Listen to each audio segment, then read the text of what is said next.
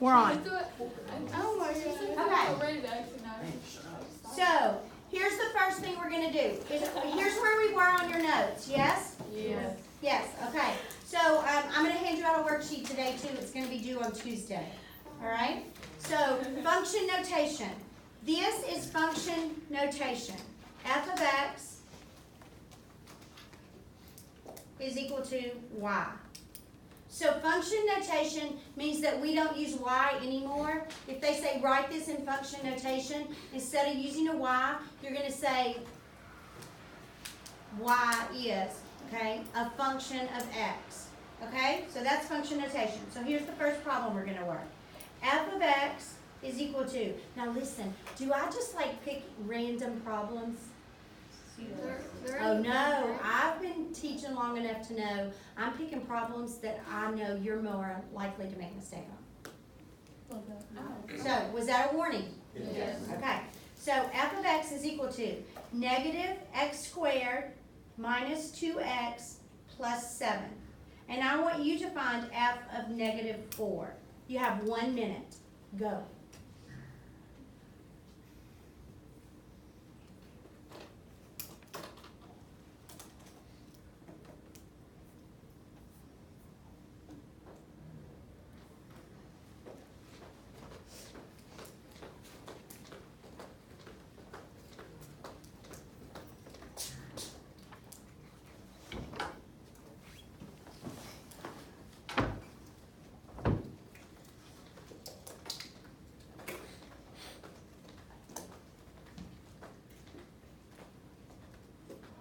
Yes, you're done?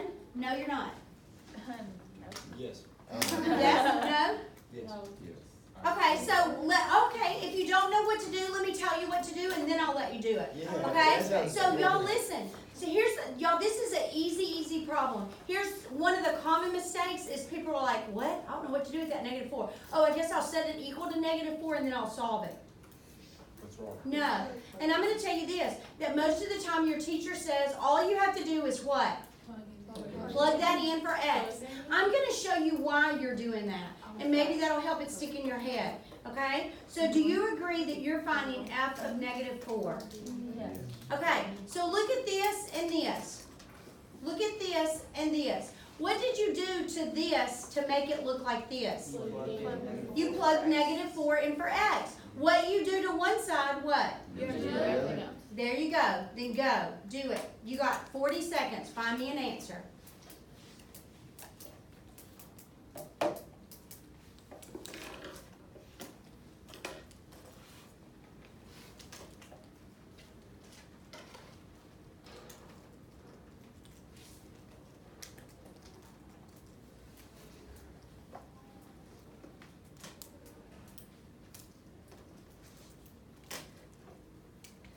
I got it?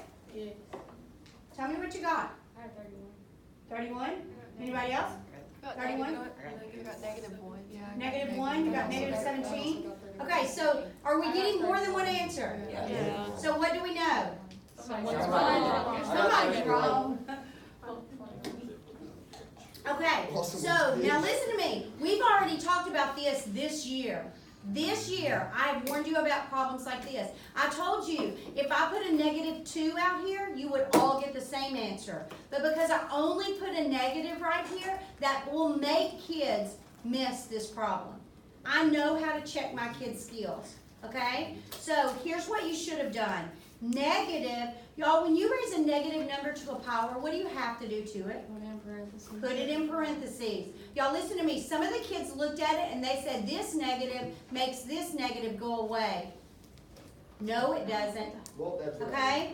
So it is the opposite of negative 4 squared. Now let me show you what this really means. Y'all, when you square a number, what sign will he always have? Positive. I don't care if he's negative or positive. Okay? If you square it, if you raise something to an even power, it will always be positive. So when you take the opposite of an always positive number, what will you always get? A negative. Okay? But some kids won't. They're going to throw that sign away and they're going to put a positive 16 here. That's wrong. All right? Negative minus 2 times negative 4 plus 7. Okay? So what is negative 4 squared? 16. What's the opposite of 16? What's negative 2 times negative 4?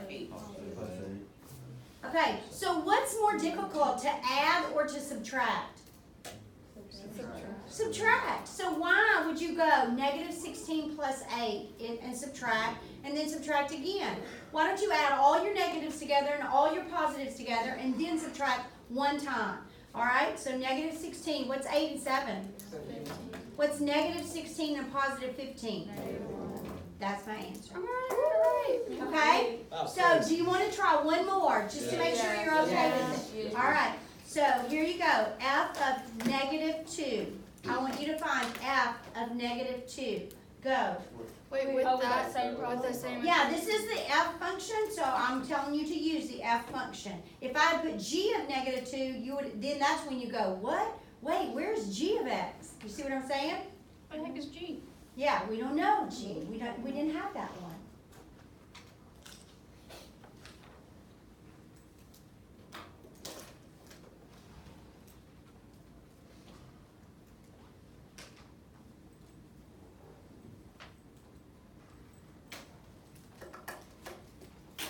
I got 7.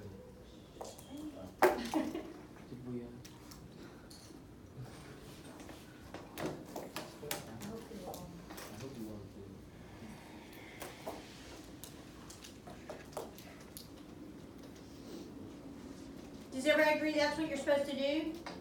Y'all listen to me. What's going to mess you up if you don't put that negative number raised to a power in parentheses? Yours is going to look like this. And what's your brain going to do? Oh, scratch those dudes out. No. Okay? That's not the way you do it. All right. So what's negative 2 squared? 4. What's the opposite of 4? Negative 4. What's negative 2 times negative 2? What's negative 4 and positive 4? 0. How? 0 plus 7 is 7. So, okay, if like taking a test, if I forget to put the parentheses around F negative 2, will you? You mean if you wrote it like this? Yes. That's not, do you see that those are not the same thing? Yeah. What does this say? F minus 2. Do you see what I'm saying? Okay, so let's talk about this. Let's go back to this one. Okay, this was just a little extra practice. All right, let's go back to this guy right here. We could go here, but I'm going to stay here. All right, so what's the point? I don't know. What's the point? With 5. It's y. I don't know. I don't know. It's y. This is why? So what's the point? 0 and negative 1. Wait, the point Wait, you're is talking like on a negative 1? zero. Negative 4, comma, negative 1. Oh, wonderful, Emma. Oh Look my at God. that. Because it gives you the Because this gives you the I edge. thought you were asking Big what, like, brain. the... So, well, I was kind of saying, what's the point of it? The point of it is, you just learned a point that's on this equation. Now, watch this. I want to show you this, okay? Because, y'all, this is, look, one of the really cool things that I can show you is how to, like, make sure you're right, okay? So, if I can give you a way to make sure you're right. I showed you how to check on the calculator, right? Showed you how to check absolute values and stuff. Some of y'all did not check some of your problems. I know you didn't because we had some extraneous solutions and you didn't mark them out.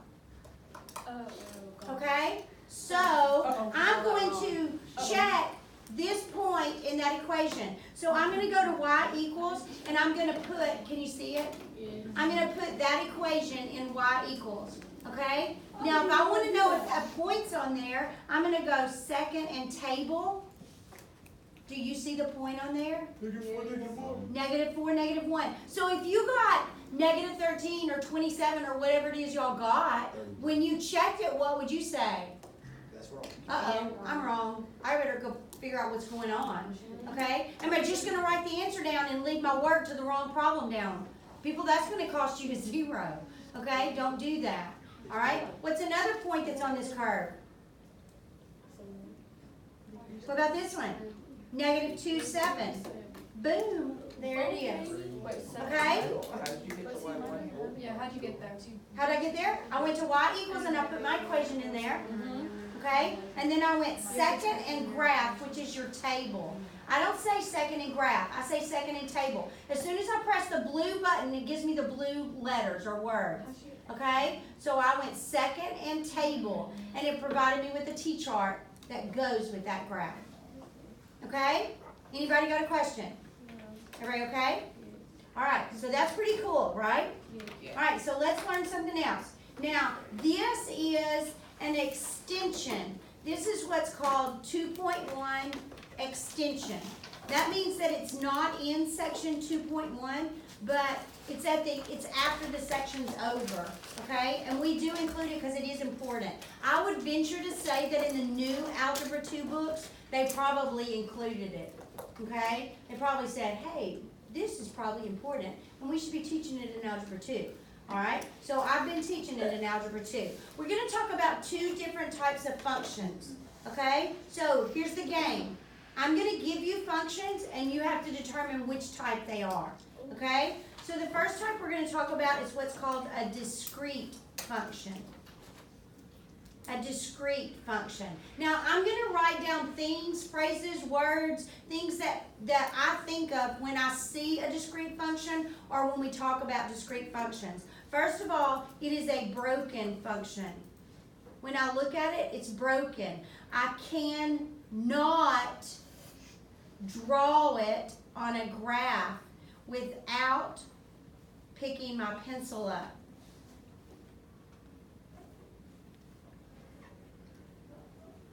Okay? That's why I say it's broken. It has spaces in between it.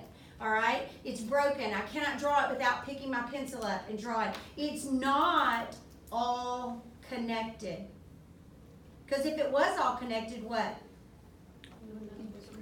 It wouldn't be discrete. I could draw it without picking my pencil up, couldn't I? I just slide my pencil across it and I go, there you go. Okay? So this is what it looks like on a graph. Well, this is an example. Not always, but do you see what I'm saying about broken? When you look at that, do you understand what the word broken means? Do you understand what I say when you can't draw that without picking up your pencil in between each point? Okay? And it's not connected. Okay, so let's talk about some discrete functions in real life. Okay? In real life. Let's say that we have a function that tells us how many cookies we have to sell to make money for our organization. Okay? So I'm talking about the number of cookies that I have to sell. How many cookies could I sell? 1 or 2 or 3 or 1,000? Could I sell 4.5? Could I sell 4 and eat half a cookie and sell the other half? No. I mean, you could. Ooh. That's great. I'm not going to buy it. No. Okay? First of all, I don't even know if you ate half of it or you dropped it on the floor or you left it in your room and the mouse ate the other half. Okay? What if you were selling ice cream cones? What if you're selling ice cream cones? Can I lick the top of it off and then go, here you go, that'll cost you $5? No. Yuck. Do you understand what I'm talking about? Discrete?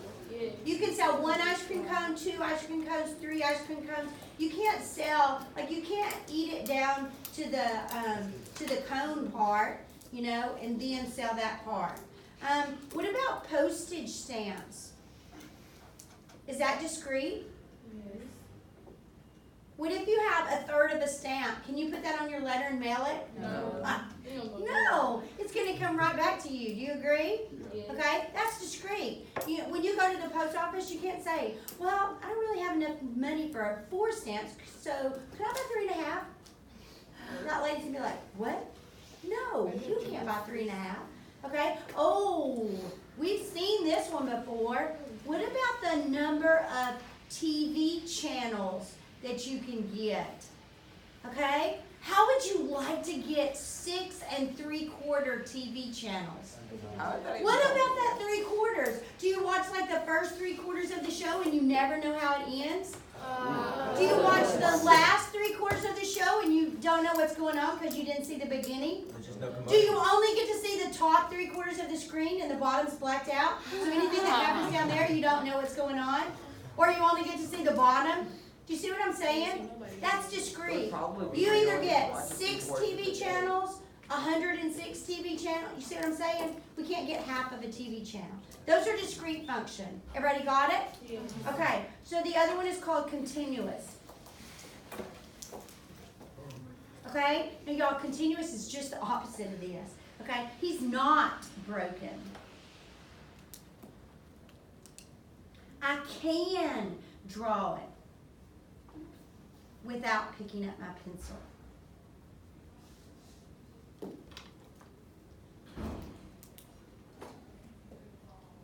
It is all connected. Okay? It is all connected. So this is what it could look like.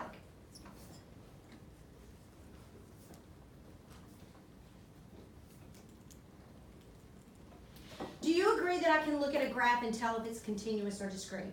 Yep. Okay? Does continuous mean, what if I didn't have an arrow on it? Is it still continuous? Yes. Yeah. Yes. It doesn't have to continue forever to be continuous. It just has to not have any broken places in it. Okay? It's all filled in. Are you with me? Okay. So I'm going to show you what an algebraic equation will look like, discrete or continuous. These are going to be very easy. Don't miss these on a test. Okay? These are like in your face, point blank. If you miss me, we're all going to laugh at you. Okay? So here we go. Here's the first one. The hard ones are the real life ones. Okay? The hard ones are the real life ones. So here's the first one. Y is equal to 2x plus 3. Okay? That's my function.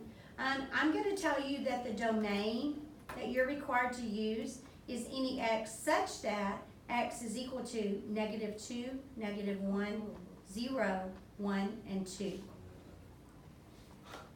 Okay? Okay. So, don't say it out loud. I just want you to think about it because all I'm asking you is this discrete or is this continuous? Don't say it out loud. Give everybody a chance to think.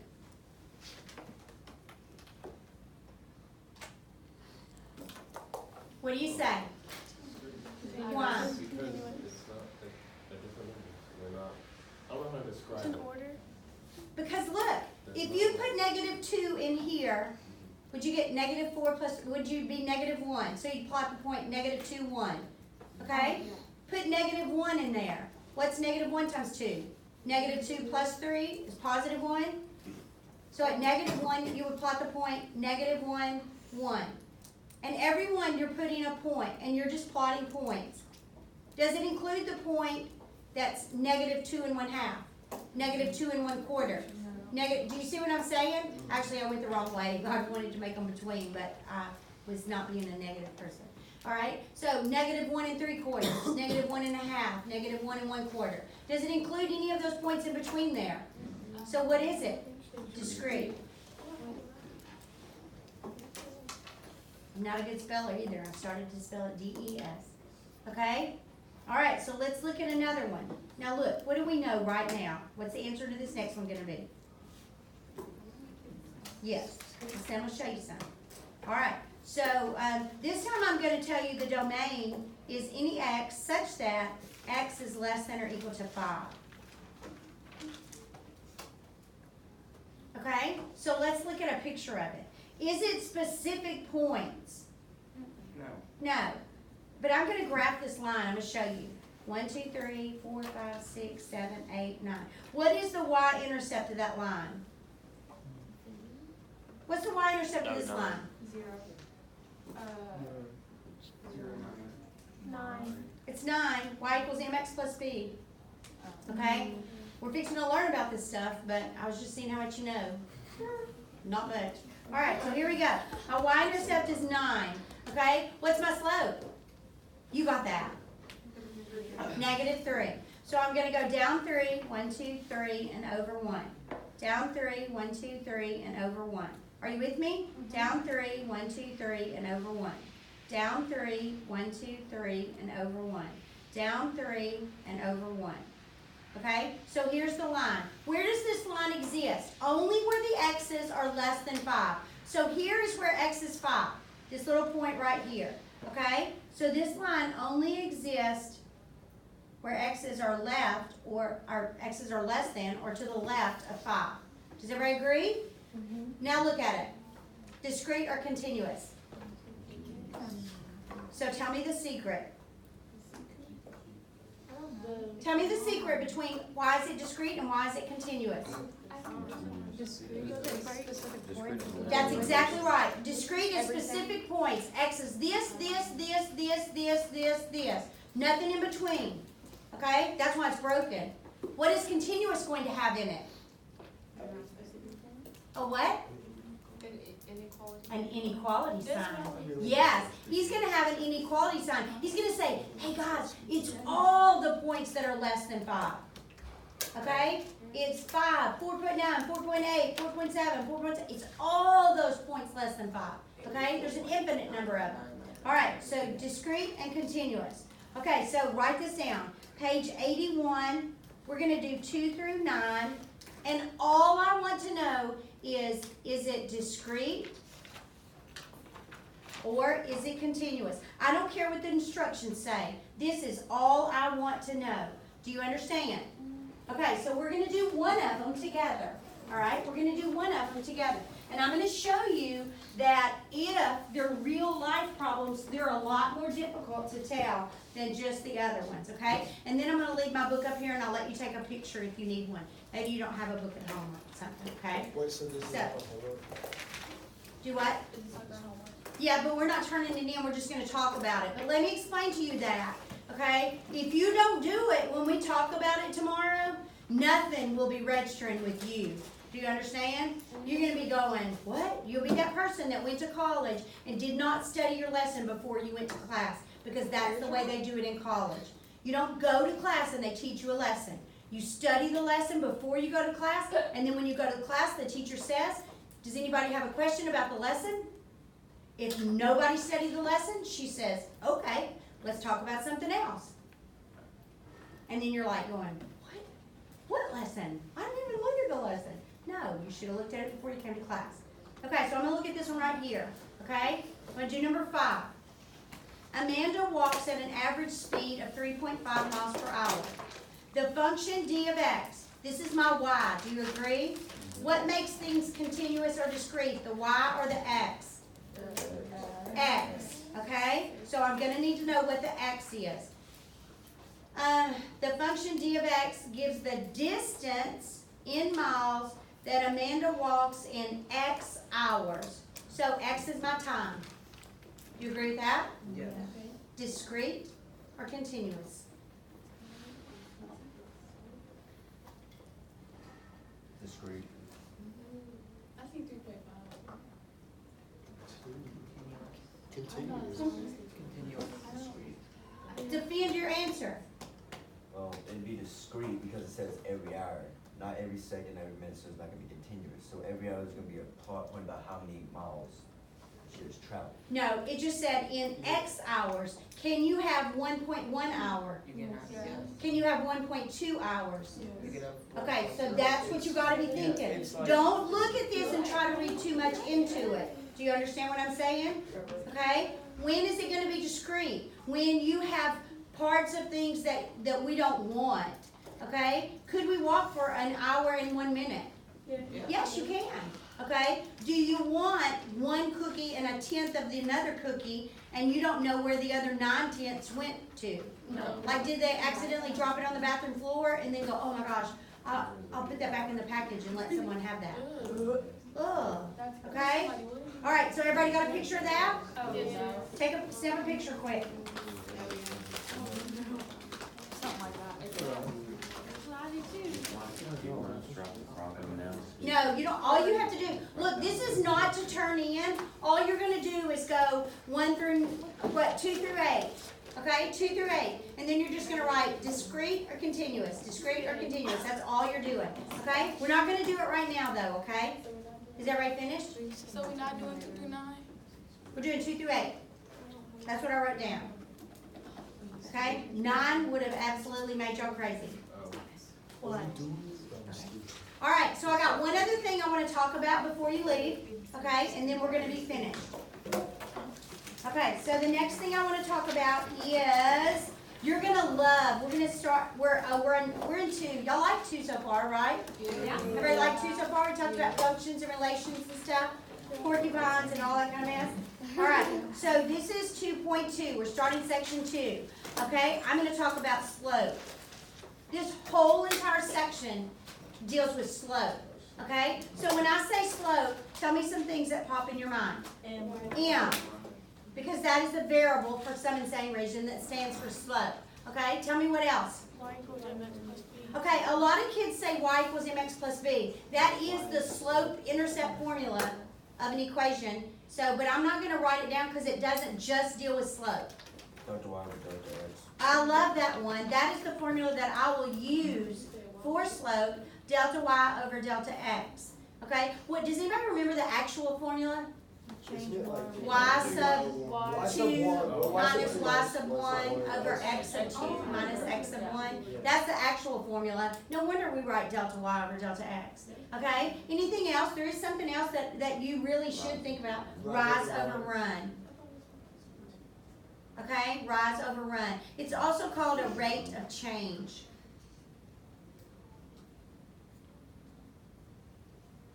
Okay? It's also called a rate of change. All right, so this is the formula that I'm going to use when it asks me to find a slope. I'm going to use delta y over delta x, okay? Now, I'm going to warn you right now, here's going to be one of the most common mistakes. Kids are going to put the x on top because it's the first thing that you come to, and you naturally put that on the top. I'm going to teach you a way to keep from doing that, okay? Here's another mistake.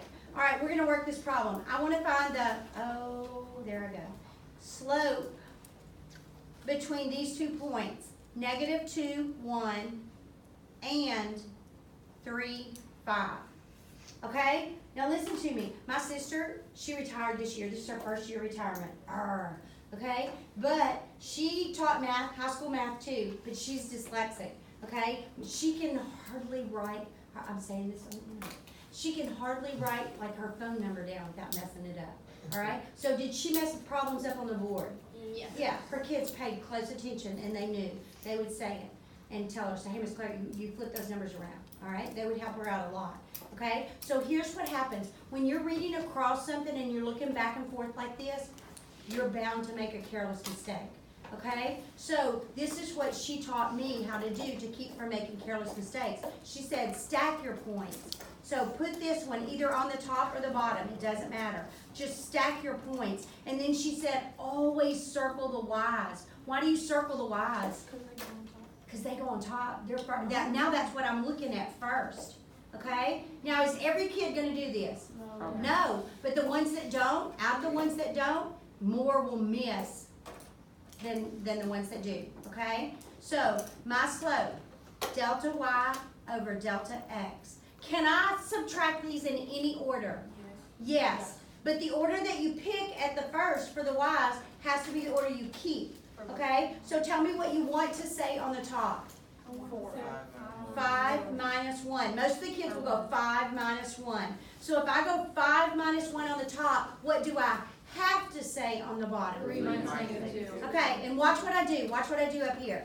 3 minus a -2. I use everything. Okay? Minus a negative makes a plus, guys. All right? What's 5 minus 1? 4. What's 3 plus 2? 5. So there's my slope. 4 fifths. Anybody got a question? No. Okay, so I'm going to pass you out a worksheet. It's due Tuesday. Okay?